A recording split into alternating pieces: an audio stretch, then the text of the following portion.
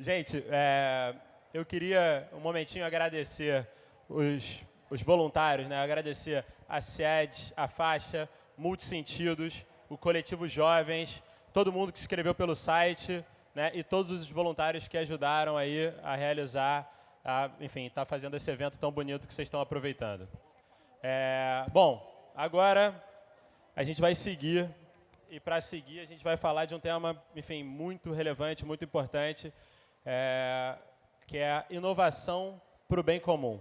E aí, para falar disso, eu vou chamar a Manuella Brito, e a Manuella Brito é fundadora de uma pesquisa que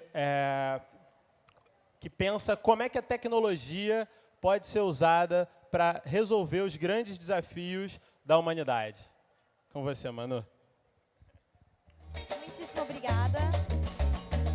Obrigada, gente. Obrigada a todos vocês que estão aqui hoje. É com muito prazer que eu anuncio esse painel, que vai ser incrível. Eu não vou fazer muita contextualização, porque eu vou chamar os palestrantes para já explicarem e irem direto para o tema, que vai ser muito legal. Então, a gente vai estar falando de realmente como a inovação pode ajudar para aquilo que é o bem comum, por perspectivas bem diferentes, olhando desde tecnologia social, com a super Theresa Williamson, que é urbanista e que trabalha também como diretora executiva da comunidade de catalisadores aqui no Rio de Janeiro. Eu vou chamar a Theresa ao palco, por favor. Theresa, bem-vinda. Já na descida não sabe descer dançando, sabe subir na vida, não sabe subir sambando. Chega a saudade, saudade sai bagunçando. Boa tarde, obrigada. Obrigada ao Colabora América pelo convite. Maravilhoso, eu acho que é a primeira vez que eu falo sobre esse tema com uma plateia grande, então vou aprender muito com vocês, com certeza, depois nos comentários. Se puder começar o slide. Opa. Eu vou falar hoje sobre o potencial de uma coisa nova, chamado termo territorial coletivo nas favelas do Rio. Essa frase, esse termo, ele vem do inglês, do Community Land Trust. Talvez algumas pessoas aqui já tenham ouvido falar sobre a aplicação dessa ferramenta em outros países. É uma ferramenta que vem expandindo desde a década de 60, nos Estados Unidos, na Europa, na Austrália também, na África e já começando a chegar na América Latina. Que é uma ferramenta de garantia de moradia permanentemente acessível. Então, eu sou da Concat, eu sou urbanista. Concat é Comunidades Catalisadoras, é uma ONG que eu fundei em 2000, aqui no Rio. A gente atua já em mais de 200 favelas pela cidade, nessas décadas. E talvez vocês conheçam o nosso site de notícias, chamado Rio on Watch, que surgiu como uma plataforma de mídia no período pré-olímpico para dar visibilidade para o ponto de vista de moradores e lideranças de favela sobre as transformações da cidade. A gente tem outro projeto chamado Rede Favela Sustentável, que é uma rede de quase 200 lideranças de favela e aliados que trabalham sustentabilidade socioambiental em favelas. Mas hoje eu vou estar falando sobre essa ferramenta, o termo territorial coletivo, que pode trazer um grande boom para a garantia de direitos de segurança fundiária nas favelas no Rio. Pode parar. Agora que eu percebi que eu estou sem o... Vou levar o branco para lá. Tá. Para contextualizar, aqui no Rio a gente não vive uma situação rara, né? Na verdade, as favelas, elas são prevalentes em todo o mundo em desenvolvimento. Inclusive, nos países desenvolvidos existem favelas também. Mas a ONU prevê que até 2050, 1/3 de toda a humanidade viva em assentamentos informais ou favelas, né? Então, é importante a gente pensar essas comunidades não como uma raridade, um problema que tem que ser enfrentado. É a realidade de como a habitação acessível é criada em países em desenvolvimento, e a gente tem que pensar formas novas de abraçar essa realidade, reconhecer essa realidade, lidar com essa realidade, formas produtivas.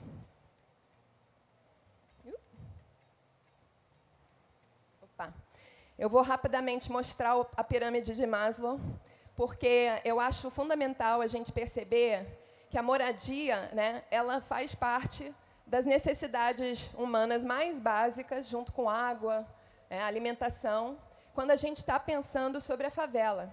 Né? E reconhecer também que tem uma regra no urbanismo, que se chama a regra dos 20%. Opa!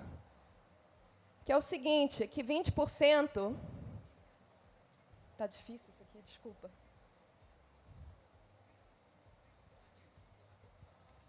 Tá.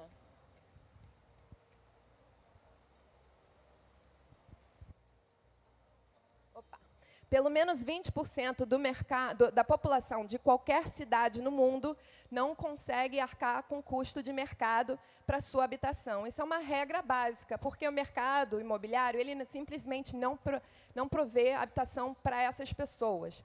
Como a gente está se tratando de uma necessidade básica, né, a gente tem que arranjar outras formas de prover essa necessidade.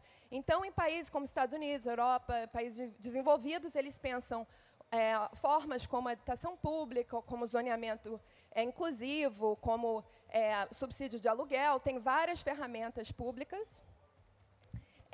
E em países em desenvolvimento, as favelas surgem exatamente dessa demanda não atendida. Eu não vou entrar em todo esse slide, é só para falar o seguinte, a gente trabalha na CONCAT sempre com um modo de desenvolvimento chamado desenvolvimento comunitário com base em ativos, que é o contrário do que o Estado tipicamente faz em comunidades de baixa renda no mundo inteiro. Né? A gente trabalha com foco nos talentos locais, né? Soluções em troca mútua, não existe um técnico especialista, é tudo troca e conhecimento. E o próprio TTC ele é baseado nessa filosofia. Então, a gente começou a trabalhar o TTC nesse contexto de entender a favela como moradia, como uma resposta à necessidade de moradia, e a gente trabalhando como ONG, junto com movimentos de favela, na época do período pré-olímpico, quando a gente via um aumento drástico no mercado imobiliário no Rio. O Rio foi a cidade no mundo, naquele período, que teve o maior aumento de custo de vida no mundo, de 86% num período de 8 anos. Né? E o Financial Times, inclusive, publicou um guia de compras, recomendando comprar no Vidigal, comparando o Vidigal com Ipanema, Copacabana, como um bom lugar para se investir. Foi nesse contexto que essa senhora, na Babilônia, esse vídeo está no YouTube, ela está aqui gritando, nós não queremos título. Ela não queria título de posse. Nesse período, por conta dessa gentrificação que começou a acontecer nas favelas, tinha moradores e movimentos crescentes percebendo que, ao titular a favela, que é um sonho de décadas dos moradores, elas começaram a sofrer com a gentrificação. Grande parte dos moradores de favela preferem ver suas comunidades melhorarem ao invés de serem reassentadas nos programas vigentes. Né? A gente pode pensar isso como favela consolidada. É por isso que a gente pede que quem traduz favela para o inglês não use o termo slum, porque slum pressupõe um grau de precariedade que a maioria das favelas do Rio, por exemplo, não vivem mais por conta do desenvolvimento ao longo de gerações. Se for definir a favela, você tem que definir ela de uma forma, na verdade, objetiva. Né? São bairros que emergem de uma necessidade, não tem regulamentação externa, o que pode trazer qualidades criativas, mas também problemas e caos, como a gente conhece, pela mídia, porque só esse aspecto é comunicado pela imprensa. São desenvolvidos pelos próprios moradores, não por especuladores ou imobiliárias. E elas evoluem a partir de um monte de aspecto local, que cada favela é totalmente diferente da outra. Por serem não regulamentadas e etc., por terem tanto tempo de vida aqui no Rio, as favelas acabam sendo muito mais variadas do que os bairros formais. Então, a gente pensa assim, a favela, a pessoa fala, a favela. Cada favela é totalmente diferente da outra. Se você chegar lá, inclusive, se você for uma semana, depois vai na semana seguinte, você vai ter uma experiência diferente, porque elas são naturalmente muito complexas. Né? Isso traz benefícios e dificuldades na hora de desenvolver. Agora, como urbanista, eu tenho ao longo dos anos, apreciado várias qualidades que os urbanistas como eu estão tentando desenvolver nas cidades do mundo, que, na verdade, caracterizam muitas favelas do Rio.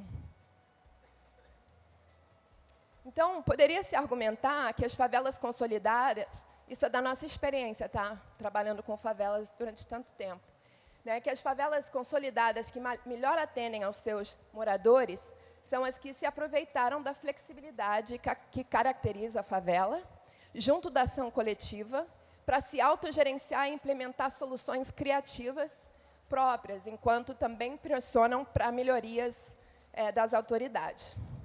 Um exemplo é a Asa Branca, que é uma comunidade em Curicica, que tem um alto grau de livability, né, como se diz em inglês, de bem-estar local, que, inclusive, uns anos atrás, a gente fez uma pesquisa com dos arquitetos do LEED, que é aquele certificado de bairros verdes e sustentáveis, e a gente percebeu que a comunidade era mais sustentável usando os próprios índices do LEED do que a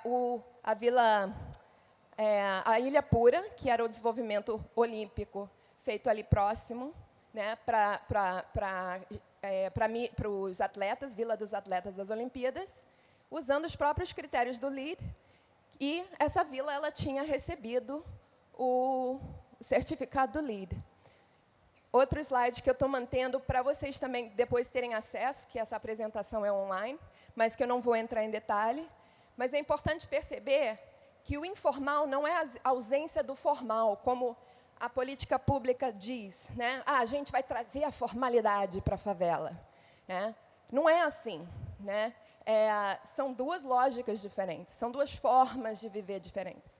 Então, ao impor a formalidade na favela, a formalidade que a gente tem no asfalto, tem vários aspectos que a gente vai perder de uma cultura e um modo de viver, que quem tem que decidir se quer perder ou não é o morador, não é o governo. Eu peguei emprestado esse slide, que está em inglês, do David Krakauer, do Santa Fe Institute, que é um instituto que trabalha complexidade, porque eu achei muito interessante e relevante para essa conversa. Ele mostra que em sistemas naturais, né, na natureza, você aumentar o caos, né, você aumenta a complexidade até um certo ponto, que é um ponto de maior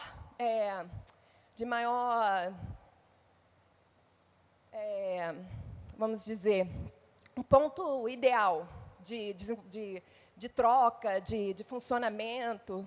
E aí as coisas podem ficar caóticas. Ele aplicou a mesma coisa à arte, para ser mais claro para quem, como eu, não é cientista, né? A ideia de que você vai ampliando o grau de caos, né, o caos randômico, e isso é bom, porque você sai dessa coisa muito regular, muito rígida, que, inclusive, como urbanista, eu percebo que muitas áreas urbanas elas acabam sendo caracterizadas assim. Esse aqui é, nos Estados Unidos, um subúrbio, né, americano. Aí você poderia argumentar que a favela ela é mais perto de uma favela consolidada, funcional, que não são as que a gente ouve falar, porque elas não aparecem na imprensa, muitas vezes, ou às vezes sim, porque também tem dificuldades, elas podem estar ali, nesse contínuo.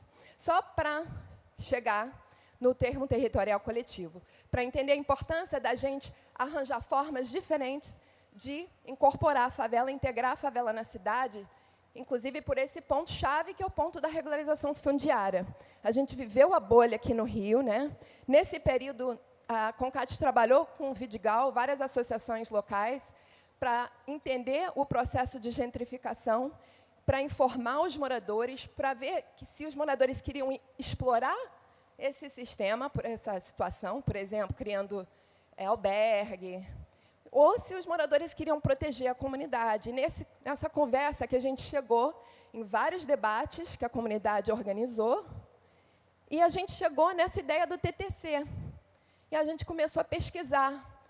O TTC, o Community Land Trust, começou na década de 60 nos Estados Unidos, no movimento por direitos civis no sul do país, em áreas rurais, onde negros fazendeiros queriam ter controle da terra. E ele foi essa ferramenta que eu vou descrever agora, e descrever como ela pode aplicar à favela, ela foi se expandindo. Ela agora existe em vários pontos nos Estados Unidos, no Quênia, na África, no Porto Rico. E ela foi, ao longo dessas décadas, se estabelecendo em mais e mais exemplos pelo mundo. Tem vários aspectos do TTC clássico. Tipicamente, é uma associação, uma ONG, uma associação que compra uma terra para desenvolver habitação acessível. Essa terra é da associação, mas as casas podem ser alugadas ou compradas pelos moradores.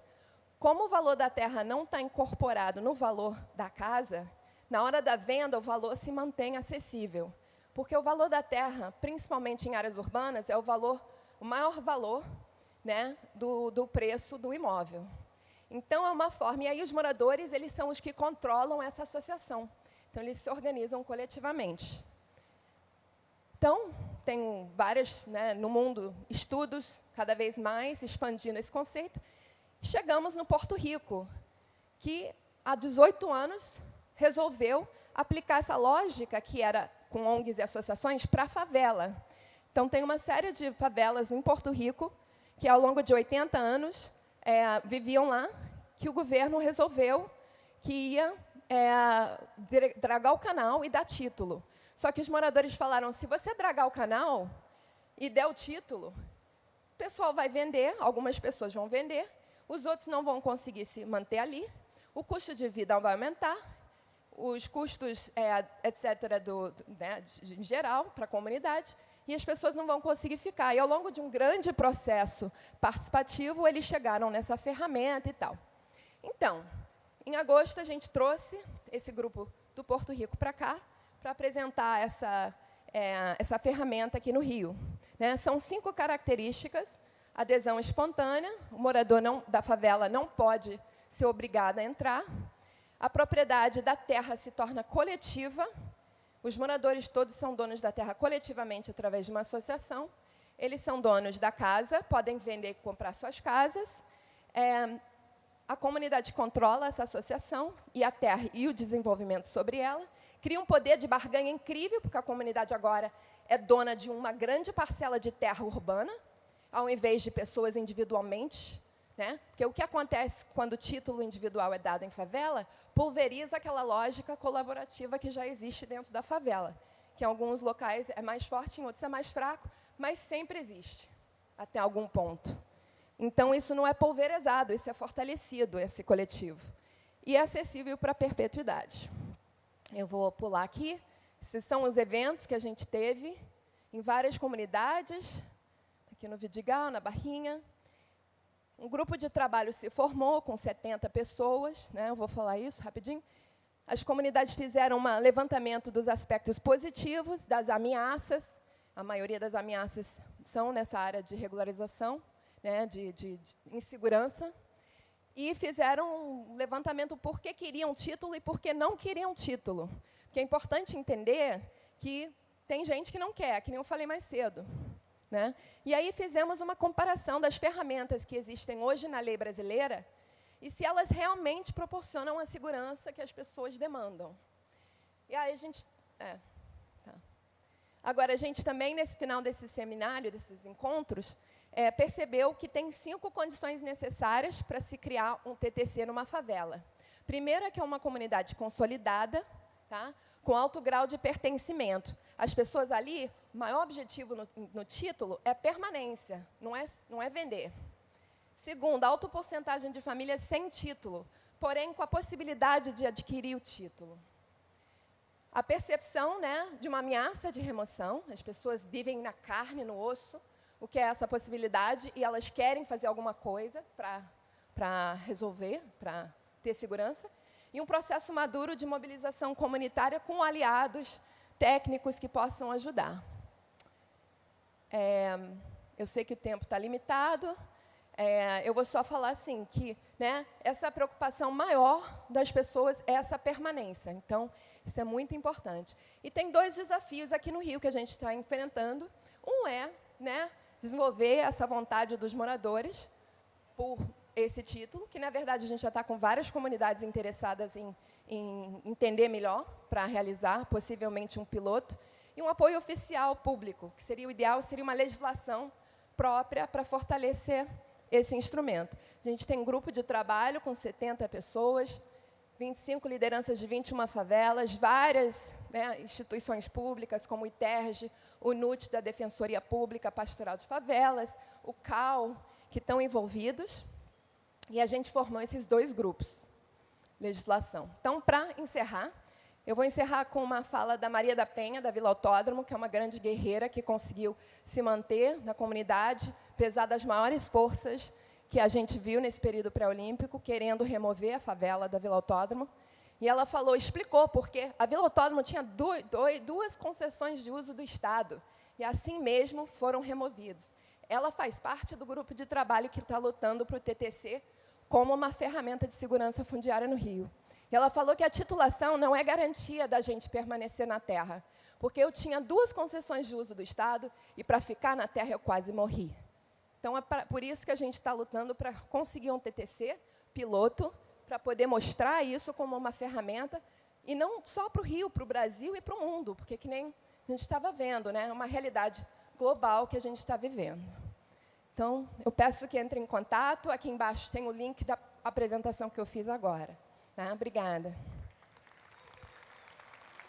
Teresa, brigadíssimo, super. Eu estou tentando ser bem rápida na introdução aqui dessa dinâmica, porque temos primeiro a Teresa, que acabou de falar tudo isso que vocês acabaram de ouvir, incrível, sobre o TTC, que é um mecanismo, uma espécie de inovação social, jurídica, urbana.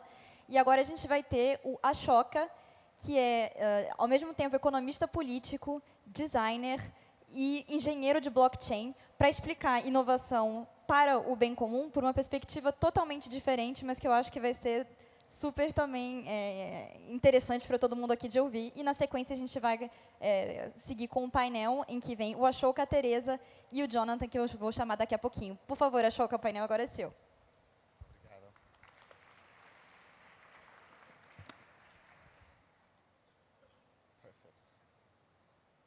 Okay.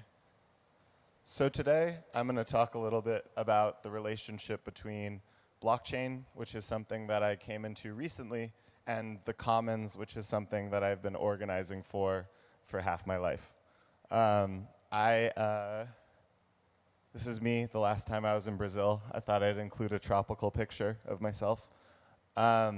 So I am a software engineer, a UX designer, which makes me a unicorn in tech because I understand both the technology and the people. I work at a company called Consensys, which is a blockchain venture studio, which means that we have a portfolio of companies, nearly 50, all working on different implementations of blockchain, where we have 1,200 employees in 30 different countries. I started 2.5 years ago when we had 60 employees, so I feel a little bit crazy as a result. And so I said blockchain like 6 times already, and I'm sure everyone was like, what is this? So I'm going to give you a quick 3-minute introduction to what it is. So a blockchain is a way to store and verify data in a decentralized way. The first one was Bitcoin, and now there are many. There's Bitcoin, Ethereum, Litecoin. These are the logos of them. I work primarily on the middle one, which is called Ethereum. So to explain what a blockchain is, we'll separate the word blockchain into block and chain. So first, what is a block? A block is simply data, and data is simply information. And this could be anything from transactions of money or value, or voting records or land titles. It doesn't really matter. Just remember that a block is just information. So here we have a block. The lines represent the data. It goes into a special function called a hash function. And a hash function, you can think of it as taking data and producing a unique color. So that is going to be the hash of this data is red. If we changed the data the color would change. The color would be orange or whatever. Obviously, computers don't actually understand colors. They understand numbers. But for this presentation, we'll use colors. OK, that's a block. That's all it is. Everyone know what a block is? Cool. What's the chain part? OK, so every block has a reference to the block ahead of it, or before it, I mean. So if I'm block number 2, I have a reference to block number 1, which is the chair. And block number 3 has a reference to me as block number 2. That's the chain. So for example, we have our red block. Then we have a new block, which is a yellow block, which has a reference to the red block. And then we have a third block, an orange block, which has a reference to the yellow block. See, they are chained together. So the thing is if I try to change the first block, the data in the first block, say the data in the first block was I sent her 1,000 tokens or 1,000 highs. And then I wanted to change it to say that she sent me 1,000,000, right? That would change the data of the block, and so it would change the color of it. And so as a result, the next block would have to change the reference, and the one after that would also have to change the reference. And so because of this, it makes it super easy to verify if the data has been changed or not, because we can always check the references. We can just go up the chain to see where the data was incorrect. And in a blockchain network, every computer has all of the same data. And so everyone is able to verify if the data is correct or not. Congratulations, you are now blockchain experts. Give yourselves a round of applause. You made it. We're hiring, by the way. No. So why should we care? Because now we have the capacity to change every institution in our society that has been based on trust before. So we can change banking, we can change the legal system, we can change governance and voting. All of these things are based on trust of institutions, right? And these things can be changed by what we call smart contracts, which are just computer code that kind of works like a legal contract, but a computer enforces it. And so the problem with these things like money and laws and governance is that what happens if you can't trust the institutions in the middle, right? Right now, if I send her money and I say, hey, I'm going to send you $1 million, my bank checks and is like, all right, Ashoka doesn't have $1 million.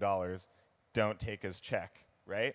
But what if I corrupted the bank? Say I own the bank, right? And I'm like, actually, I'm just going to write that I do have $1 million.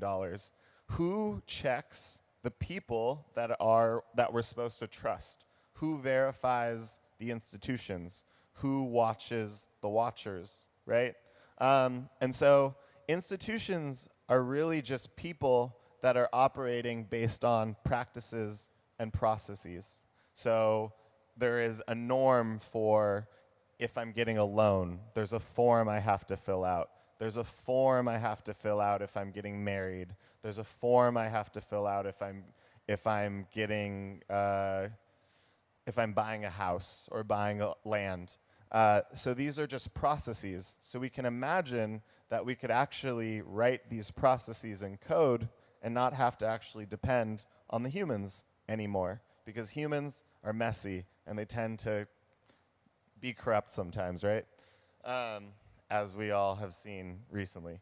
Okay, so what does this mean for the future? This is the exciting part, because we actually get to create or imagine all of the institutions that we want from the ground up. We basically get to say, okay, how do we want voting to work in our society? We could write the laws of the voting contract, deploy it to a blockchain, and then we have a voting system that works as we designed it. we can make sure that they operate exactly how they're designed. So this works for better or worse. So if it's not designed well, and there's an error in the structure of the contract, then that mistake will happen every time. There's nobody to fix it. But if it's designed well, then every time it runs, it will run as intended. Computers aren't greedy, and computers don't really commit fraud. They can end up corrupt, but that's the problem of the people who programmed them, not the computers themselves. They don't have their own agency yet, right? We don't have to worry about AI or artificial intelligence in this context.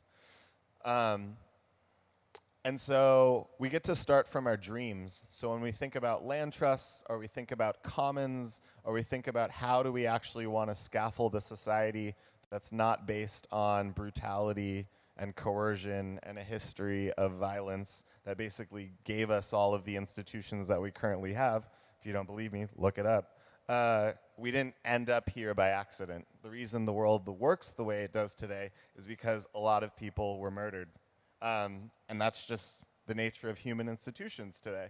But it doesn't have to be that way anymore, which is really exciting, at least to me.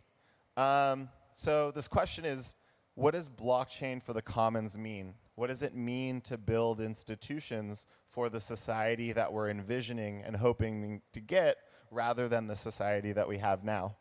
And I would say that the institutions that we have now are not actually relevant or useful for the types of structures that we need to build to establish a regenerative economy.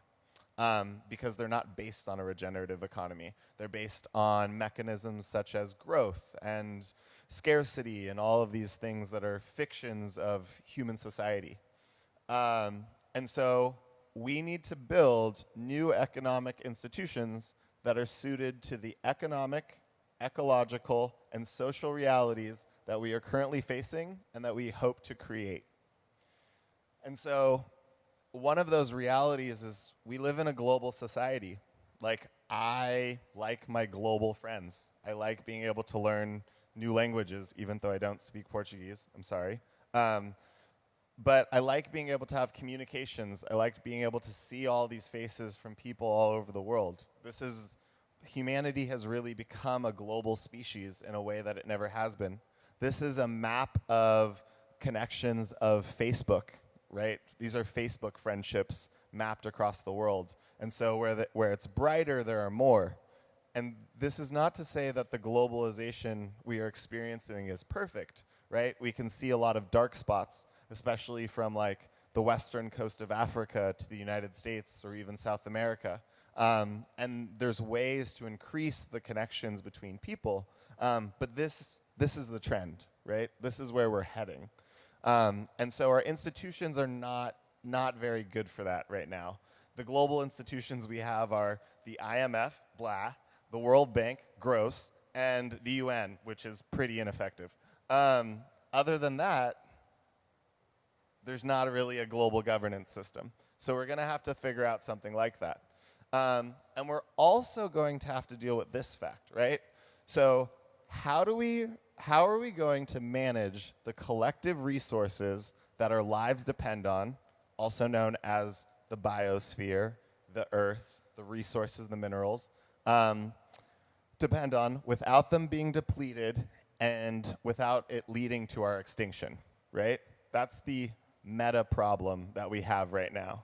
So something like fisheries, for example. How are we going to make sure that we can eat fish, because a large percentage of the population of the world depends on eating fish, without the fish running out, so that all the people that depend on fish don't die? That's the challenge, right? How are we going to use lumber without depleting all the forests so we don't all suffocate without having oxygen, right? This is the main question that we are going to have to figure out in the next, 2 decades, really.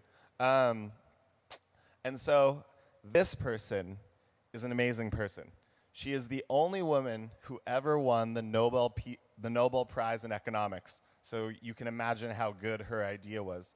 Her name is Elinor Ostrom, And what she talked about was this concept of governing the commons. And the commons had always been talked about as a tragedy. There's a famous economic piece called The Tragedy of the Commons.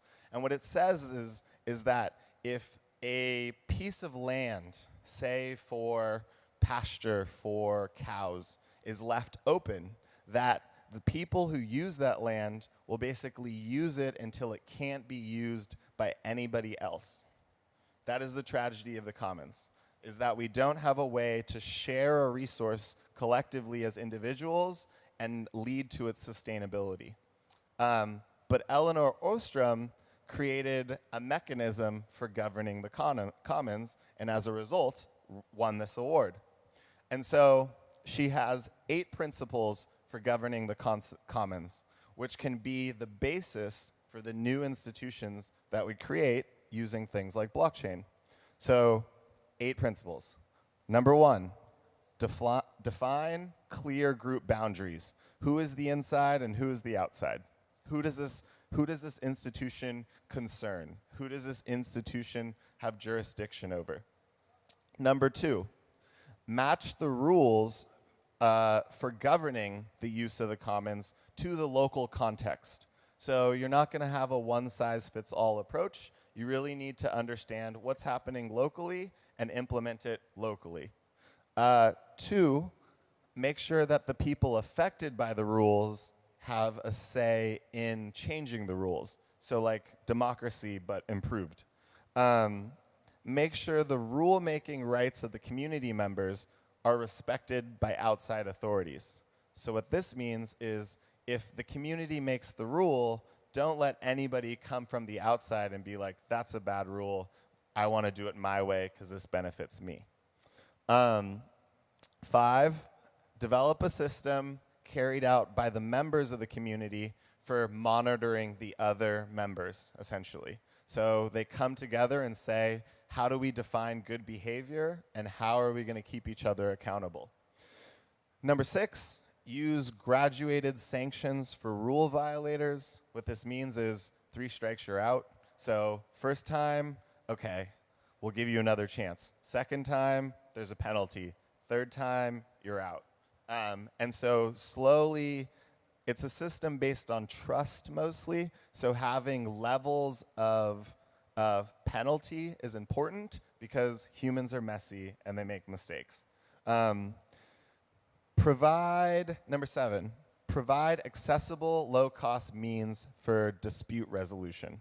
What this means is if we have a disagreement, that we shouldn't have to go to war to solve it. There should be a mechanism through which we can easily resolve our dispute that usually involves other members of the community that we've defined. And number 8, build responsibility for governing the resource in nested tiers. And so what this means is that we move from the local to the global. And so, for example, we'll give the river example. So if we used a river as an example, as a commons, right? A watershed feeds everyone from its source to its end, right? And usually the people upstream really just screw over the people downstream because they dump their waste in it, their toxins, their pollutions, and then everyone downstream is like, what happened to all the fish, right? This sounds familiar. And so what that means is that if each part of the river had their own relationship, right, to the community that had their own part of the relationship governed it effectively, we would want to then have a level above them that coordinates them all together, right? So that all those parts of the river and all of those communities end up in relationship to each other and have their own process of governance. And someone needs to update their iCloud. Can we get rid of that message? Maybe? All right, anyways, this is gonna block my next thing. So click the button. Whoa. Huh? Okay, cool. So quickly. So one thing, so we can define, so I'm gonna go through the 8 steps really quickly and how they could use blockchain. One, so define clear group boundaries. One way to do that is create a token. You can think of a token as membership points, airline miles. It's just basically a thing saying that you belong. We can match the rules to the local community. So if you have this token, if you have this thing that says you're a part of the community, you get to have a decision-making power in the ways that the rules are designed. That's something that we can do now. We can also say that those affected have the ability to change the rules. So if you have the token, you can vote in the system of how we change the rules. We can now say, make sure the rulemaking is respected by those outside the community. If you don't have the token, you can't affect the system. Obviously, blockchains exist in the digital world, so what this means for the physical world, I don't know yet. That's something that we got to figure out. Because if someone shows up with a tank and you show them a blockchain, the tank is still going to win. Number 5, develop a system for members to monitor each other. So we can have the token holders validate each other. They check each other's work. And because they all have the same token, since they're part of the same community, their value is dependent on all of them succeeding. So we actually change the incentives of the entire system. Number 6, graduated sanctions. This is very easy. So in the system of validation, if the validators find someone who's a bad actor, we can design the system to show what the penalties are, and all the penalties are transparent. It's not arbitrary. Right now, if I go in front of a judge for, say, robbing someone, my sentence is between 1 month and 12 years, right? That's just how it works in the United States. Depending on how they feel that day, depending on if they like the way that I look, doesn't really matter. Now we can make it so that it happens the same every time. It's consistent. It's fair. 7, provide an accessible low-cost mechanism for dispute resolution. So we can have token holders vote for the dispute resolutions. All of these mechanisms can be integrated into the systems we build, and build responsibility for governing the commons into layers. And so this is really cool because basically if we have a local economy that's ran on blockchain, it can interact with other local economies that are ran on blockchain, and they can basically design rules together. And so I'll talk about how to do community land trusts in the panel, and that is it. Oh, also, this is an experiment. So if anyone tells you that they've figured out how to solve the world's problems with blockchains, don't believe them, because they haven't. Cool. Thank you. Fantastic. Thank you very much, Ashoka, for this great presentation. I would like to call back on stage Theresa, who was here before, and also invite Jonathan to join us. Jonathan, who was here earlier, speaking about economic growth. He's also a professor at Schumacher College, and he's the responsible for the Masters in Economic from Transition, which is a very exciting topic, and we'll try to connect all the themes that we just discussed here, which can be challenging a little bit. I don't know how's your brain now, like with so many different ideas. Do we have more mics by any chance? If we do, like, it would be good to have a second one, like for the other side, so that we don't spend time passing the mic. And I would like to start maybe asking Theresa, because you mentioned that a little bit in your presentation. Maybe you could go a little bit deeper on the importance of having the right to the land, and the idea of this creating value or speculation and all that. How do you see this happening, and how can you protect the land as being a common and the challenge that you face there? There was many questions. If you can give a straightforward answer, that will be great. We'll have a very short panel, unfortunately, because we exploded a little bit on time, so I ask sorry for that in advance. Probably 25 minutes, so if you can go with 2 minutes for each question, that would be fantastic. Yeah, quase que eu falei em inglês.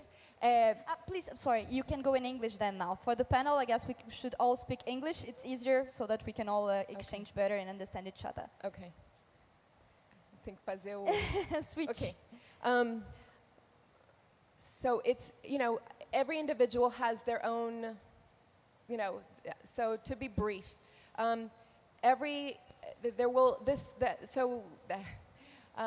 as different communities come into contact with this idea, what we're finding is that there's incredible openness. So people are really interested. But that baggage of thinking that individual title is the panacea, that is the goal, that's still very common.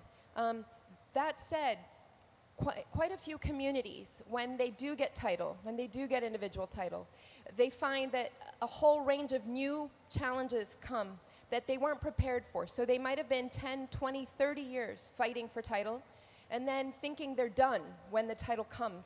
And this whole range of new challenges comes, like gentrification, like speculation, like unaffordable utilities, bills, taxes, etc.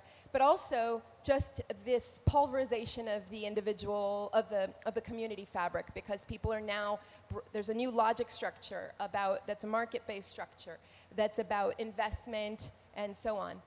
So whereas before people wanted title because they wanted to stay, that's the number one reason by far, then all of a sudden people get title, and that may or may not continue to be because the society is telling them, and culture and the market is telling them that there are these other objectives, or simply they can't, they adapt to these new challenges. So anyway, I don't know if I answered your question, but that adds a little bit more context. Thank you very much. Then switching a bit the topic, but not so much, because you just presented a lot on blockchain. I guess that we are all very happy to understand a little bit more about what this technology means. And at the end, you were saying how that could be used to protect the commons and to promote the common good, in the sense. At the very end, I saw that the slide was about how could it be used even for the land issue that we were just discussing previously. So maybe if you can make this connection, explaining a little bit on how could you use blockchain for land and urbanism issue. Yeah, so one thing I was saying in because me and Theresa talked a little bit about this yesterday, that the establishment of blockchain tech or any of these new institutions has to be consentful, so that the people that would be governed or participating in these systems have to agree to its implementation. That's step one, I think, for the future. We need to move away from coerced solutions.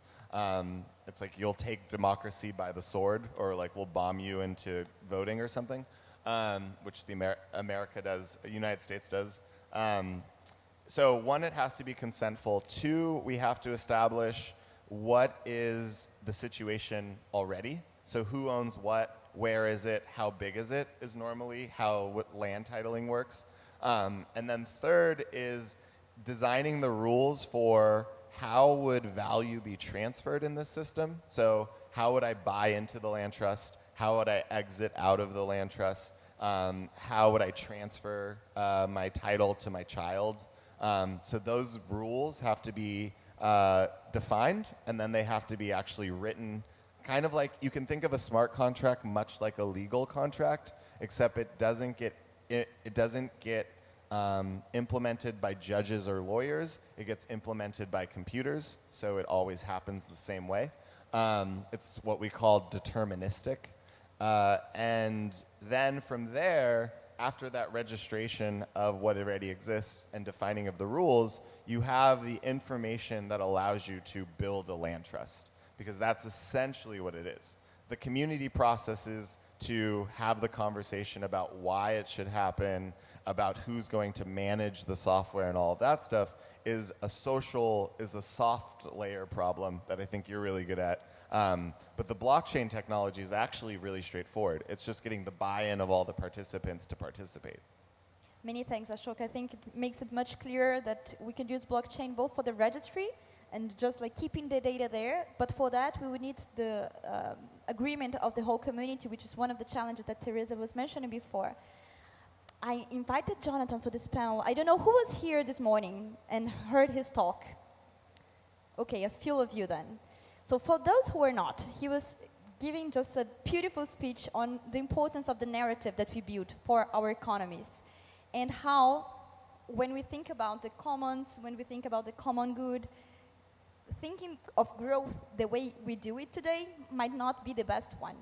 So I would like to hear your opinion and maybe your reaction on what you've just heard from Theresa and Ashoka from this innovation on another way to think the value, property, and how value would grow in the sense of keeping a land registry as a collective thing, using the agreement of the whole collective to provide the correct information and technology. What do you feel about it? Would that be one of potential solutions, and could it help creating a new narrative?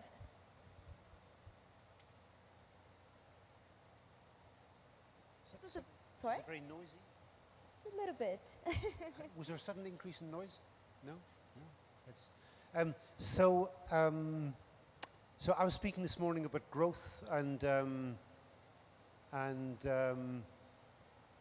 making the point that if we assume economic growth continues in the system, that there is no way we can stay within ecological boundaries, and it drives inequality, and it doesn't deliver, it delivers to the 1% rather than the 99%. And so I was really, I really enjoyed both presentations, but the presentation on the housing situation in the favelas I find totally fascinating, because one of the reasons why we as citizens get caught in the growth dilemma, the imperative, is precisely because of the speculative activity in the housing market. So land prices in California, you pay $2,000 a month in rent, I believe. I mean, the latest figures is just incredible amounts of money. Just closer.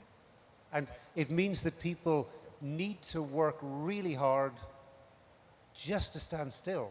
In other words, and they're working hard generates income, generates consumerism, sets the spiral of growth further upwards. So if you could think of ways that we can cap, whether it's local authorities or some other mechanism like CLT that knocks out the speculative value, it means that we can actually cap the level of income required to simply pay rent, to the point that people can choose to work fewer hours and actually have a much simpler lifestyle. I have to say, I live in a 16th century aristocratic manor in England as part of a community of 50 people, and it's a housing co-op. So we also played with this question of how can we avoid individual title where the market will insist that we maximize the speculative return, and we really didn't want that. So we created a cooperative model so that we collectively can choose what the resale value is and then how the surplus is generated, some going to the person who owned the place and some, or who owned shares, and some then going to enrich community activities rather than going back into the speculative market.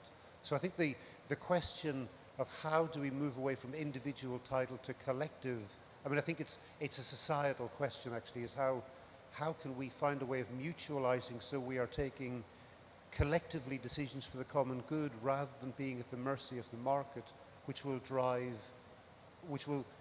divide and rule as we each need to be maximally greedy to simply stay in the game. I was exactly going to ask you to jump on that, because I know that you have the strong views and very interesting ideas of how can you tackle this point as well, please. Right. So, I mean, blockchain technology, the first is Bitcoin, right? And it was established in 2008, 2009 after the first, after the financial crisis. And in blockchains, there are special block. The first block is a special block, and it's called the Genesis block. And the reason it's called the Genesis block is because it doesn't have a reference to the block before it. It's not chained to anything. And in that block, there's a reference to the bailout of the banks. So specifically, Bitcoin and blockchain technology was created anonymously as a tool to dismantle the system of value that's based on debt. And so, like, when we talk about speculation and we talk about the need for increasing value over time, that's almost always predicated on the fact that our accounting system is denominated in debt. So every dollar that we make, whether you call it a won or a euro or a pound or a real, like they're all actually debt instruments. What that means is that the $10 in my pocket is chasing more money to pay off the debt because there's interest on the $10 in my pocket. And so this cycle continues forever and ever and ever. And so what blockchain offers is a system of accounting that's actually not based on debt. And so if we do, say, create a land trust, take the property out of the speculative market, and then change the accounting of our system of the rent itself to something that's not debt-based, then we're slowly chipping away at a system that we always have to grow. One thing that I say about kind of moving away from a system of growth is that we need to develop the institutions and economies that actually provide for the well-being of people that aren't based on debt. Because as much as capitalism sucks, it still feeds several billion people. And until we have a system that's not based on debt and extraction that feeds several billion people, people are going to default to that system. It's super interesting what you're saying, but I'd like to go a little bit deeper on that, because one of the complaints or the problems with the blockchain system is that one of the reasons why it got the most attention was also through the cryptocurrency. And mainly cryptocurrency has a quite speculative or even capitalistic monetary design. Could you give some counterexamples of blockchain being used? You already mentioned one potential with the fishery industry or even for the community land trust, possible application. We still don't have one, but could you have an example of something concretely already happening with the use of blockchain for something positive that does not, it's not based on this capitalistic way of production and value? Right. So one thing that we're exploring is a universal basic income model. It's called Circles. And so it's a currency that's based on trust. And so what that means is that the people who have the most trusted relationships in a network have the most spending power. And so it actually isolates the people that are bad actors or being negative to people. There's also using blockchain tech for early warning systems of like bombs in Syria. So basically there's sensors that track when fighter jets are passing over and then log that data on a blockchain so that we can test or we can prove that a bombing happened and prove war crimes. There's a lot of emerging examples, but they're really nascent. And you're right, like a lot of the things that have attracted people to the space, specifically like financial technology, has all been around speculation. And that's why I come to things like this to be like, hey, activists and those of you who care about the world, learn about this technology or else the bankers are going to take it over and we're just going to have more of the same. Thank you. And then I have two little questions for Theresa. One of them is, now that we're mentioning technology, we discussed previously as well that you have you have different perspectives also regarding technology. From one side, you think it's exciting, but from my understanding, you have a quite critical view on the use of technology, especially when you're talking about social problems. So maybe you can say something on that. No, it's just, I just commented yesterday with you that I think that it's obviously important to develop technologies, you know, high tech for social good. But ultimately, I think it's the human individual relationships and communities and that level of technology that needs to be the focus. And I just worry that when we over-focus on high tech, you know, when you need an event that's really produced, for example, you know, to get people to think we should be able to do this kind of work, trabalho de formiguinha, ant work in our communities and that's what we need to develop as well. And I think there's lots of technology for that, but we just need to. Fantastic. And then jumping on this one as well, well, we do know that it's very important to think about the social perspective, and what you were saying is that sometimes the hard part with the community land trust is that sometimes people do not agree immediately that it would be a good idea for them to implement that. What is the biggest criticism that you have already heard about the community land trust, and what's the reply that you give to people that question whether or not it will be a good movement for them? The truth is that we haven't had the kind of questioning that we thought we would get. There's so many light bulbs go off for people. And somebody from, one of our partners is the Observatório de Favelas, and they mentioned that this is, it's a ferramenta de costura. It's a tool to tie together what we already know about how favelas develop, what their strengths are, how they want to, what are their priorities, but also Brazilian legislation, the way the Constitution sees land rights, the way our existing laws work. It's a tool that actually brings together lots of different elements, and so what happens is, as people become familiar with it, what we're seeing is more and more light bulbs going off, and of course lots of questions about practice of it. So how does the association work? How do they structure themselves? How do they buy and sell the homes? Because you do buy and sell the home. It's not taking away people's right to sell or inherit or take out a loan or a mortgage. But how does that work? So usually the questions are more about the logistics of it and how to make it happen rather than questioning the actual logic of it. We haven't had that, which is amazing. Great, thank you. Jonathan, coming back to you. Well, we mentioned a bit what could be criticisms for the different models, and well, I know this beautiful phrase and beautiful title of a book, which is "Small is Beautiful," and that's a philosophy that you also have a lot at Schumacher. And with the presentation that you had this morning as well, you mentioned a bit the question of growth and this kind of thing. And I guess we all agree that small is beautiful, and for certain things we do need to keep small, but for others, for instance, fighting for a common good, sometimes we do need scale. So what can we do to take this movement of fighting for the common good and providing more and more good for society reach the scale that we need for us to keep living a healthy life in the planet for the next years to come? So I'm guessing some of you are aware that Schumacher, the economist, wrote a book called Small is Beautiful. Has it crossed the Atlantic? Anyway, he's most famous for writing a book called Small is Beautiful, but he actually never wanted it to be called Small is Beautiful. He had a different title completely, and his publisher said, no, that's not going to sell. You've got to call it Small is Beautiful. Because what he was saying was scale is important. And he lived in an era of gigantic institutions where the conventional beliefs were that science and technology and large-scale mass production systems would save us, and he said wrong.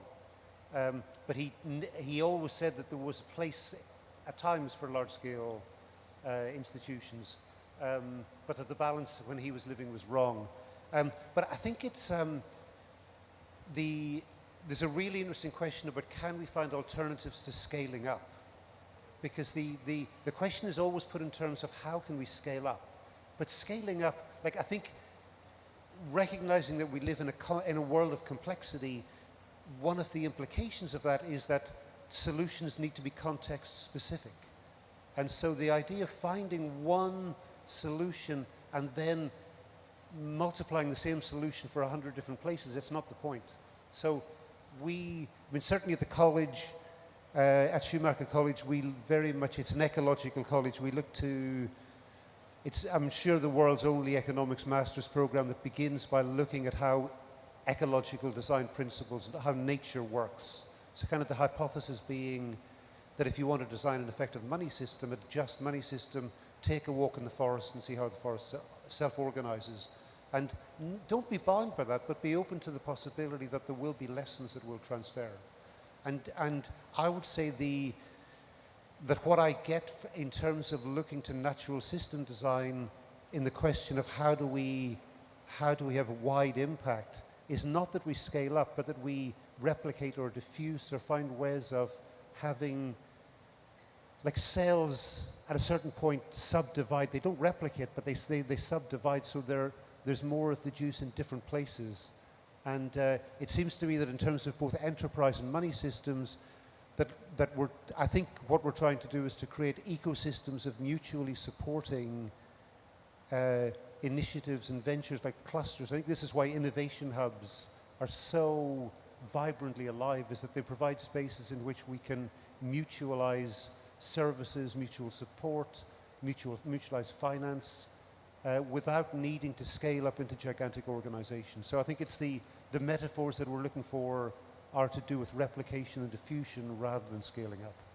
I think that's a beautiful reply, and it goes quite well with what they tried to do at CatCom, also replicating a model that already proved itself successful in other places, but really looking into the specific context of each favela where you're trying to implement the community land trust. And to a certain extent, with the blockchain project that you're doing, where you allowed different groups of people to deliberate their own governance, right? With the circles models, is from one side you use the technology to reach scale of the potential impact of each group, but each group has the authorization to give its own decision, and there's the distributed governance that you're pushing forward. So I think we all agree that innovation definitely needs to be at least context-based, appropriate, and so forth. I would have thousands of other questions. Unfortunately, we are really running out of the time, so maybe we can open up for 2 questions from the public, if we do have someone in the audience. Yes, we do. Can we bring the mic there? I'll bring mine.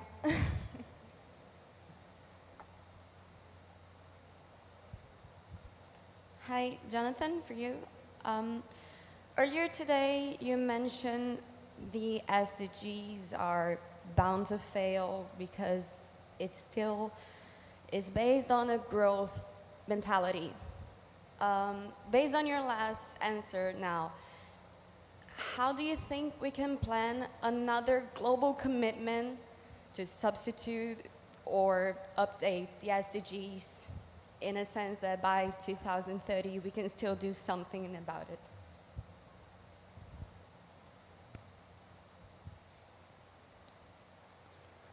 So the SDGs, Sustainable Development Goals,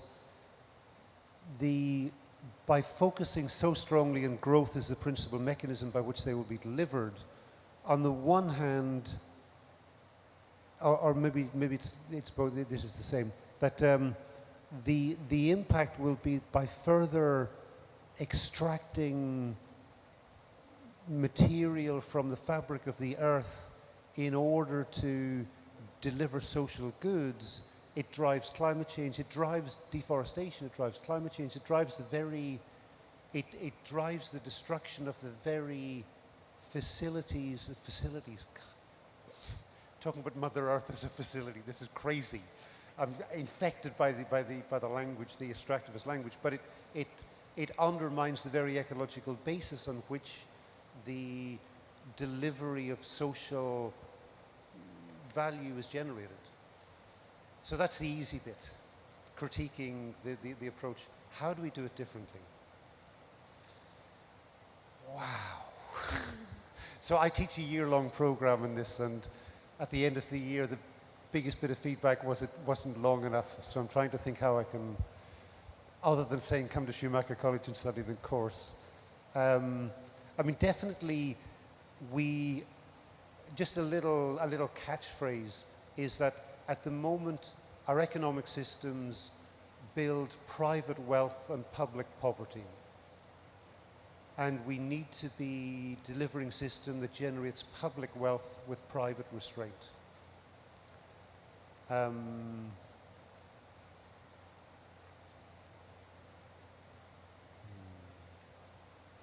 so many ways in, like one way already that Ashoka has focused on is as long as we've got a money system that is based on the banks deciding who gets the loan and the loans being delivered with credit. You know, so there's one clear, obvious entry point that without that shift, really not much can be achieved. We also have again, this morning I was very much focusing on stories and metaphors. The dominant metaphor at the moment is that a rising tide will lift all boats. This idea that if you describe the 1% as being the wealth creators, another story, it's just a story. In fact, the evidence really is that most of the wealth, even of companies like Apple, is built on publicly funded research, which is then taken and they add a little bit extra. So as long as we've got stories that are focused on growth, and the mechanism to growth is favoring conditions for the wealth creators through tax cuts and other incentives, it means that, as I said this morning to repeat, we're using growth as a proxy for well-being, but we can see it's a very poor proxy, so why don't we just focus government policy on what would generate well-being? And another one that we've already mentioned would be a cap on property prices, or a land tax, which would mean, like at the moment, I'm guessing most of us are spending a substantial proportion of our income simply paying the rent or paying the mortgage, which means that we have to work insanely hard to earn lots of money, which get recycled back into the economy through consumerism, and fundamentally is undermining our ecological base. So a whole range of policies, and just 2 or 3 I mentioned there: land tax, cap on property prices, social provision. I mean, one of the, again, just another little interesting example here is one of the things that we were going to talk about is a universal basic income that was slated for this session, where the idea that you provide a basic income for all citizens in the world. Now, that's not a bad idea, but I think a better solution would be universal basic services, so that actually there is really good public provision for, so you know that health is free, education is free, the basic services are free, and your rent is capped, so that you have the choice to work much less hard than you do at the moment and take your foot off the growth accelerator, the consumerist accelerator. So there's so many things, so many that I struggle even to wonder which of them to pick up. Come and do the course. Thank you, Jonathan. Do we have one last question, maybe for Theresa and Ashoka? Yes? Hi, Ashoka. During your talk, you said a phrase that I love, that is, institutions are basically processes. What holds together, the institutions are basically processes. What holds together a small restaurant in the streets to a central bank is that they have processes. So how do you think is the risk that blockchain solutions are just another tool that will not solve anything, because people are messy and they might create corrupt processes around that. So it not really becomes a solution, and that comes with an added risk because of nature of technology, because those who understand the technology controls it. So, you know. Yeah. So that is my worst nightmare. I think my worst nightmare is the current system being copied one-to-one onto blockchain technology so that it can never be changed and it becomes what's called immutable. That is literally my worst nightmare. And that is where part of it is heading, right? So blockchain technology is being used by banks a lot right now to do interbank trades, basically. So at the end of the day, all of the banks have to settle who has what money. And so they don't really trust each other, so they want to use a blockchain to kind of be in between all of them. And so that's why I really, really want people to understand the technology and come up with ways to explain the technology in easier ways, because it's really important that we all understand what it can do and what it's possible of, what's possible with it, so that we can make what we want with it. Because if we just kind of sit back and don't think about it, it's going to be implemented in the ways that we don't actually like. Like, there's, for example, there's the possibility of making a identity system what's called a self-sovereign identity. What that means is that you control the digital representation of yourself. So no longer do you log in with Facebook or log in with Google, but you log in with this identity that's actually yours, that you have the keys to, right? But it's super easy to make a similar identity for a corrupt or authoritarian government that says, hey, if you don't have this type of identity, then you can't get access to our services. You can't cross our borders. You can't do these things. And so blockchain, like all technology, is agnostic. It's not moral. It's not inherently moral. And so what we have to do is apply morality to it by implementing it in the systems and structures that are good and just and fair. Thank you. So maybe to close the panel, I have a very short question I'd like you to answer, ideally in no more than one phrase, if possible, a word. If we're kings or queen of the world and you could change only one thing, what would this thing be? So you asked us to think about this, and I have to say that I begin my teaching year with my hero, my Brazilian hero, Paulo Freire, and introduce education as the practice of freedom. So if I were king, I would abolish abstract, decontextualized learning and would re-educate the world's teachers to become educators. Fantastic, thank you. So my reaction to that was to think, you know, that's antithesis of anything I would ever desire for anyone. But I have two aunts that both of them in very different ways were people who you might say if everybody lived like them, the world would be a better place. And I learned from them this, for me, is a way of kind of scaling by example, right? Or people should, if everybody found a way to live their life authentically in a way that they knew that if others did the same, the world would be genuinely better, then we could all, you know, individually and collectively actually make the world a better place. So I think that kind of logic of individual action, inward looking, thinking about our impact rather than pointing the finger at others, that's what I'd like to see. Fantastic. I'm an anarchist, so I'm going to say two things. One is getting rid of nation states, and two is getting rid of an economic system that turns life into money and calls it value.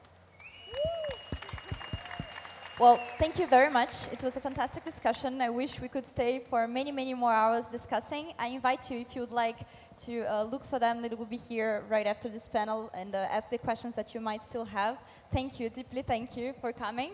I'll Thank you, Manu, pass for the rest of the session, but really, I appreciate all that we discussed here.